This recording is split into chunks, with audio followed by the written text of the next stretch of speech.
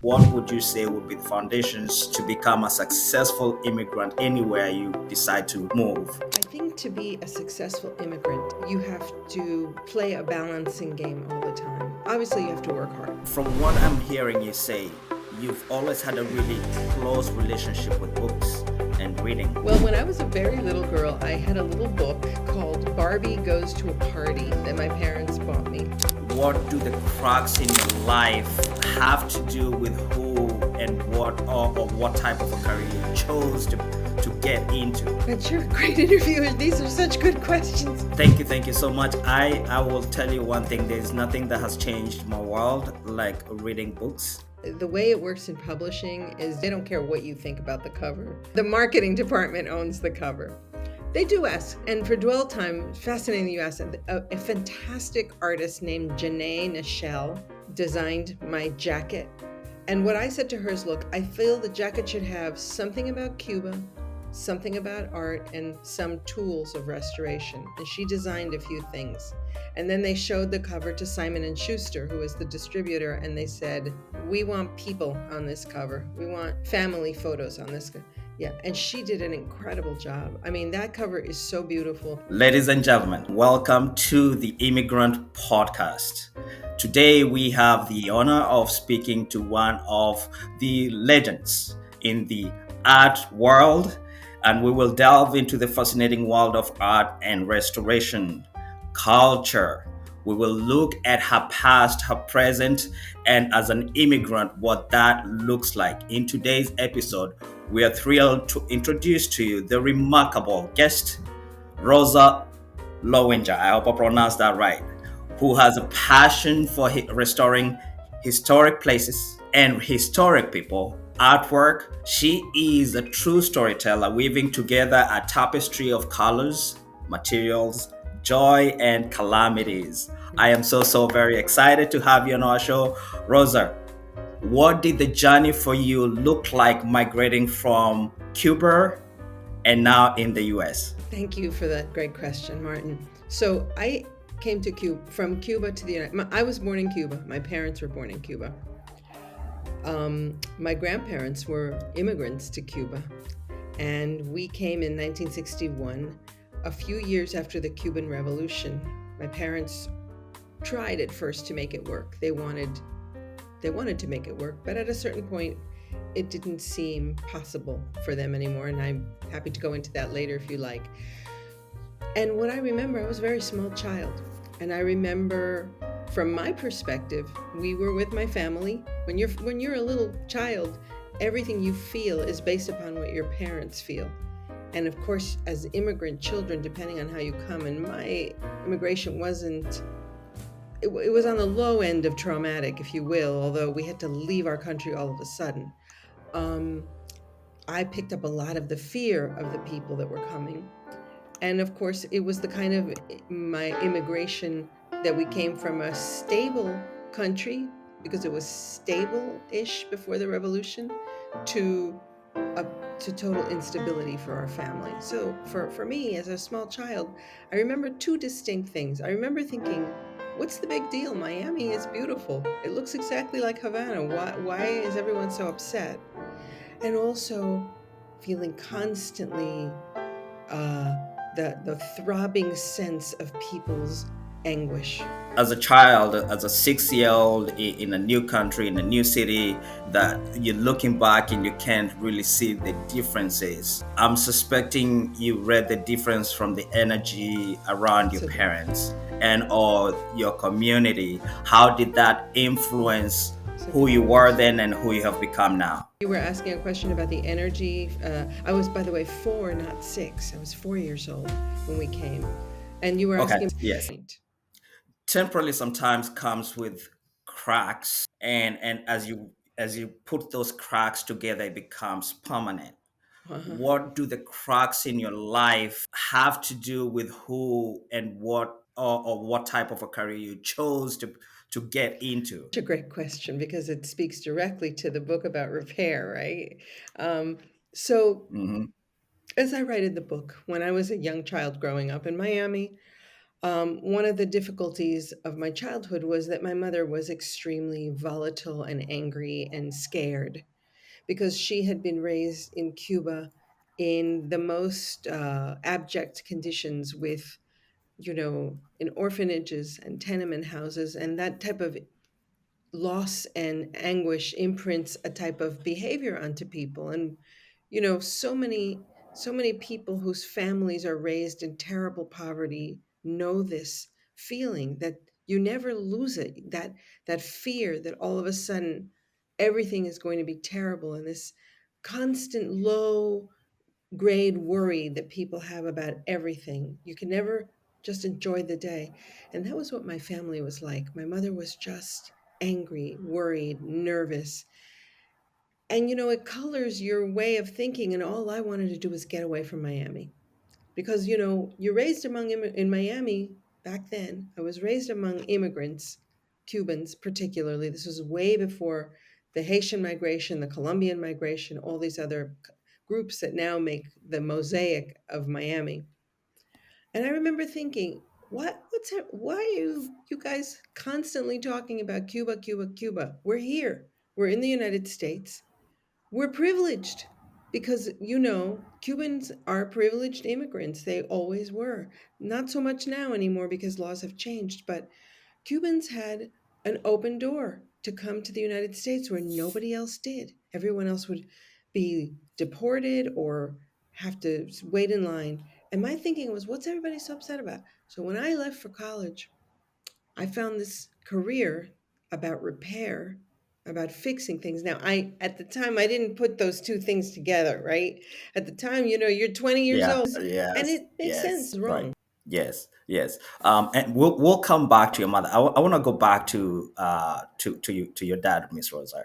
You are quoted as once telling a friend that your father is a morose, suspicious, and we always have no money problems. Meanwhile, Hilda, I'm assuming is your mother, was beautiful and resourceful, but took out her frustration and disappointment on her daughter. My mother's punishments were laced with turbulence beyond her control, a violence born of pure rage at the world that had betrayed her. What kind of betrayal were you referencing to?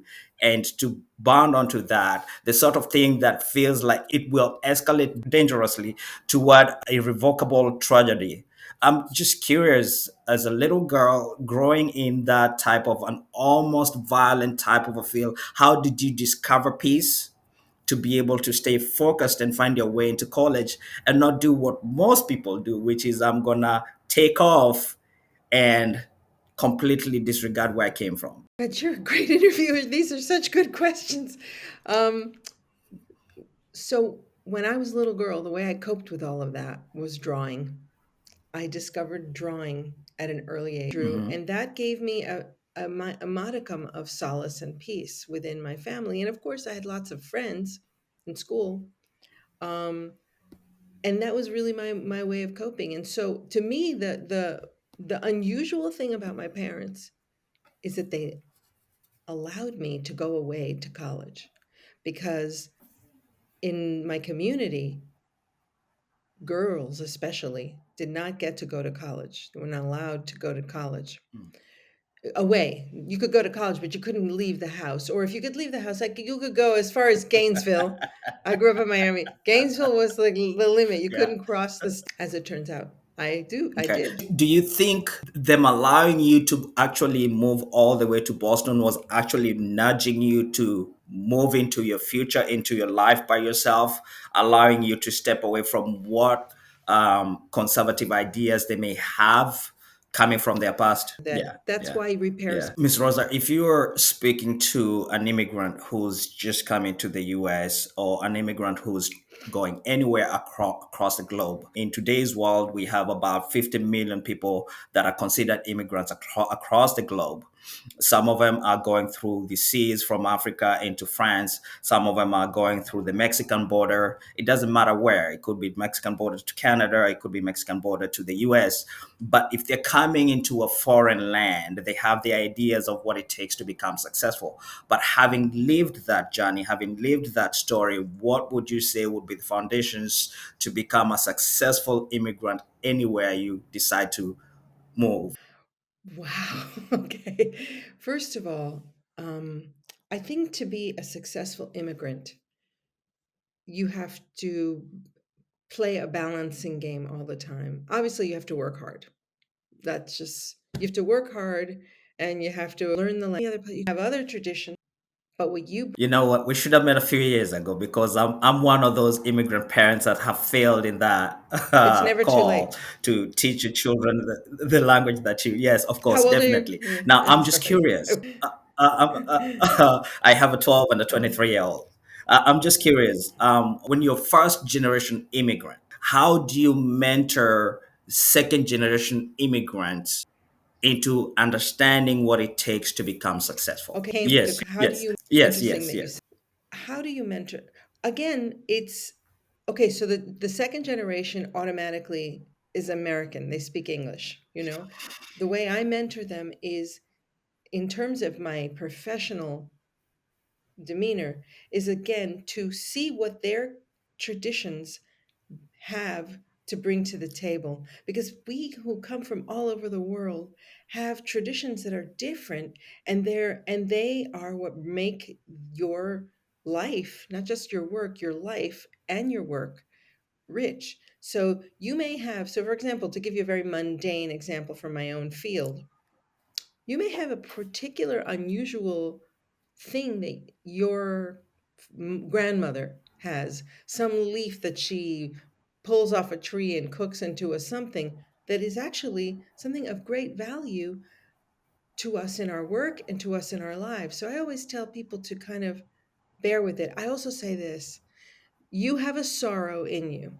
You have a sorrow in you from whatever your parents brought, because that having to leave your country for whatever reason and come here is always has some foundation of sadness to it, either because your country is mired in violence, or because there's a revolution, or because you're just simply so damn poor where you live that your family has to do that to come here, and that's sadness Yes. of your power. Yeah. Yeah. Rosa, I'm curious. You're of Jewish heritage and of Latina Yes. heritage. Do you lean toward one culture, or have you combined the power of both and became the powerhouse you are today? A Okay. very If from what I'm hearing you say, you've always had a really close relationship with books yeah. and reading, what are some of the books that have really, really influenced you, and what are some of the books that you're just so curious to share them with the world, including your own two books? Yeah, because Barbie felt to me like the quintessential American young lady. She was, first of all, her body didn't look like anybody in my family, but okay, that's another story.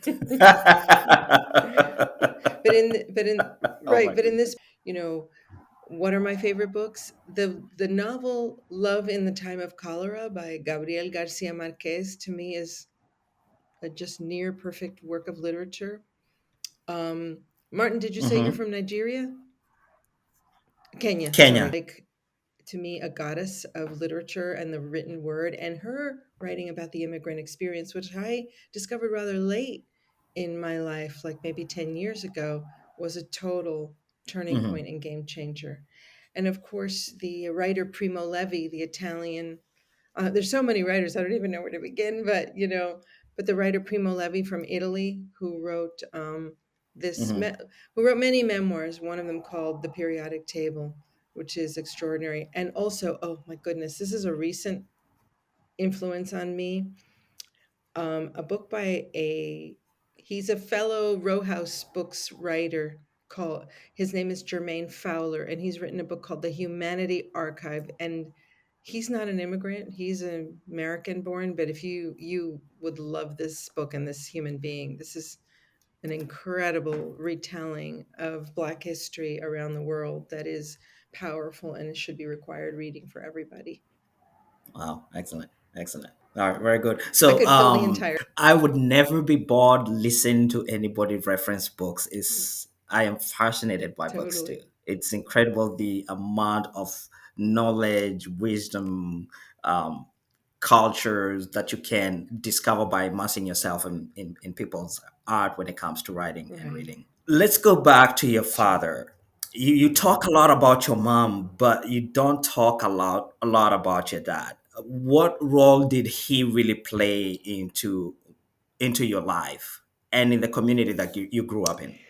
My father was a really kind and lovely man who was frustrated in his life very early on.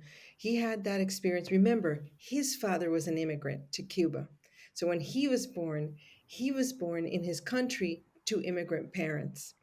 So was, he considered himself totally a Cuban and wanted very much to be an architect. And his father, like many immigrant fathers, said, "What are you talking about? You're going to work for me." I built a little store. My grandfather had a little store. He said, "You're going to work for me. I have a store. This is the family tradition. What are you, architect?" And Oh, right.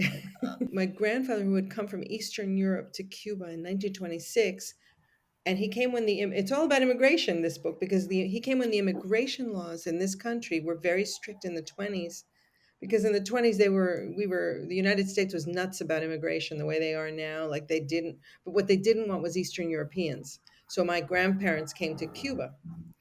So my father didn't get to go to college. He didn't get to study. He didn't get to become an architect. He worked in the store, which was fine as long as his father owned the store. When the revolution happened, yeah, business, he's yeah. a something massive.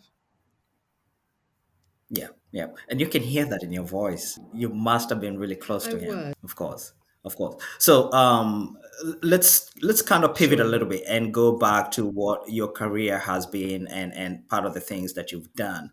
And I'm just curious, when you were co-curating the exhibit Promising Yeah. Paradise, what was that experience like? And in the place of work as an immigrant, how do you define who you are and how do you project your values in the things that you touch and the things that you mold?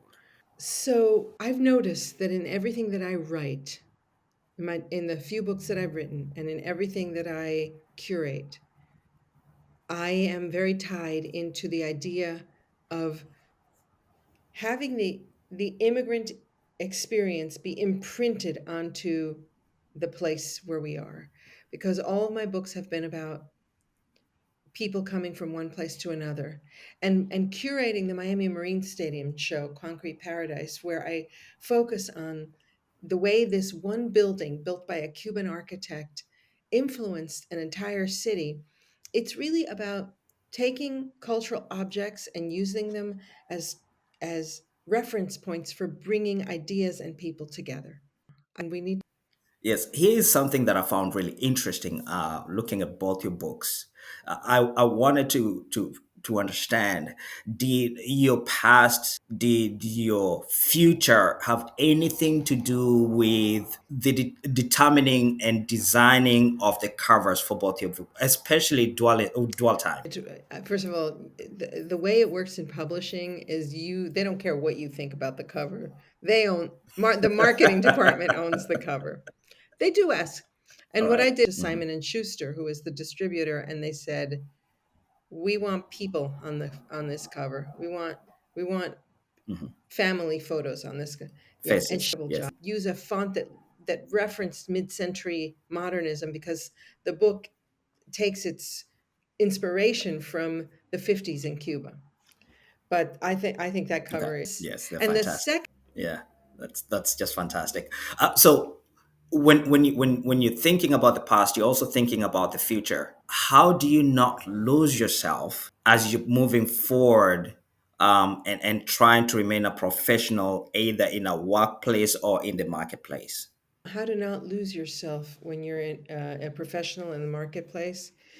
That's a Yes, tricky ma'am. balance Oh for my whether God. they, and that is a sudden gigantic responsibility because then you can't say, I think I'm going to take the month of August off and just go to Europe. No, you can't do that because you have to you have a business and you have responsibility. You can figure it out, but yeah, so then then you're in the constant balance between entrepreneurship and Right. and a Hmm. company Hmm. that now is owned by a new generation of people, and where everybody still has jobs. And by the way, we could hire 10 more people. We've been dying to open a branch of our practice in Houston because we have work there, but we can't get anybody to work. So that Yeah. was really the thing. Talking about living something of meaning, I noticed that you've had a relationship with almost 20, probably more cities across the United States.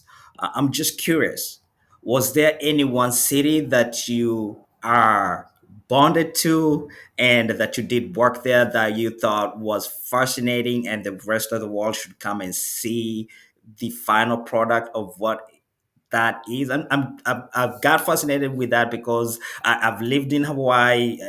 You've been to my favorite city in the world, Fort Myers. And so I was just curious, was there a city that you worked in and left your signature there that you thought, oh my goodness, that was an incredible Well, journey? Yes. Okay. interestingly, Mm-hmm. I don't know if this happens to you as an immigrant, but I feel as immigrants that sometimes you can't figure out which city is your city because your heart is somewhere else entirely. But I'm extremely bonded to both Los Angeles and Miami. But the city of Yeah. Philadelphia, Right. that is like this novelist Chimamanda Ngozi Adichie writes about Philadelphia, that it's a city that can still welcome you, that doesn't intimidate you, and I felt exactly that way. But when you talk, but now a project in a city that is extraordinary and that really is meaningful to me. You live in the city of the project that is the wildest, crazy thing we've ever done, where we Yes. moved, and Yes. that was amazing. That Yes. project was Yes. Right. it was really meaningful to me Yeah. Yeah. because Yeah. Yes, yes, definitely. So I have two concerns for immigrants, and as we migrate into countries and other cities, we find ourselves living in yes, clusters. And for me personally, I do have a problem with when we migrate to other places and live in clusters because we, like you referenced earlier, we never lose our heritage. We never lose who we are. But staying in those clusters limits us from being able to adapt and even become competitive in the new marketplace. So, if you've had similar experiences, what would you say to first generation immigrants on living in clusters and breaking through that and diversifying into other first places? you've got to get out of you don't have to leave it behind, but you've got to get out of it. Because, for example, if I had not left Miami and gone to the Northeast, I would never, I mean, everything there was new, starting with snow, starting with snow and then starting with sweaters. What kind of sweaters? Yeah, To right. whether the people who live here, who've been here for generations, and yes, of course, everybody in the U.S. is an immigrant, even though people don't like to talk about that, Of except for the course. native Yeah. and Yeah. make it. Yes. And Yeah. so Yes, they we are. can, Yes, of if course. you How have you dealt with failure over the years? in certain situations, because fear and feeling less than, that's the other immigrant stumbling block. Because when you're the immigrant, and especially Yeah. if your Yeah. Yeah. lover's gonna, Yeah. you know, Yes. Very good. Very good. If you were speaking to children of immigrants, because you are a child of immigrants, how would you help them overcome the bullying that may happen in school, the trouble that may come your way in the streets, given that most immigrants, when they migrate to other countries and specifically to the US, end up living in not so good neighborhoods? How would you encourage them to understand that success can be achieved by staying focused, working hard, and moving on? your own parents, because you don't trust them, find someone else. As a parent, how does a parent not miss those moments when the children are going through trials and tribulations? Sit. Yeah, yeah, yeah, Okay, I want to yeah, talk, and that yeah. it's these days. This is just a moment in time. And this country was actually built on that hard work you're doing, on ironing shirts during the day and cleaning an office at night. That's what this country's made out of. Miss Rosa, walk us through the experience of writing your book. Writing is a job. It's so I wake up in the morning and I write like I get my coffee, I sit at my desk, I read a few things, not news, not Instagram, not emails. Because when you write, you need language to be pure.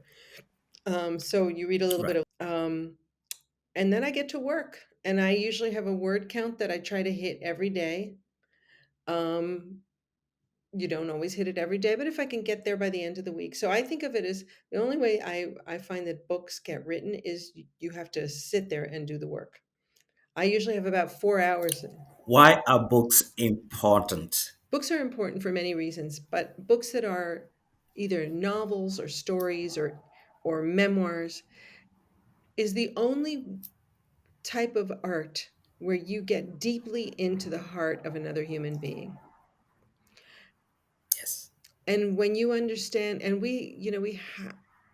understanding another human being is fundamental to being a human being. You got to understand people that are not like you. You have to make space for them, even when maybe sometimes you feel like it crowds your space. There's really enough to go around. There really is. Um, and I Yes. Yes. Yes. Rosa, as an immigrant, you find yourself sometimes lost in translation.